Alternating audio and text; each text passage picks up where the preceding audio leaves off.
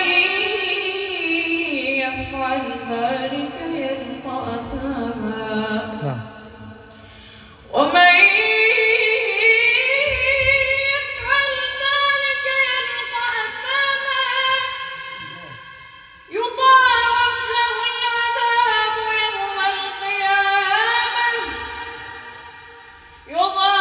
له العذاب يوم القيامة ويخلد فيه مهانا إلا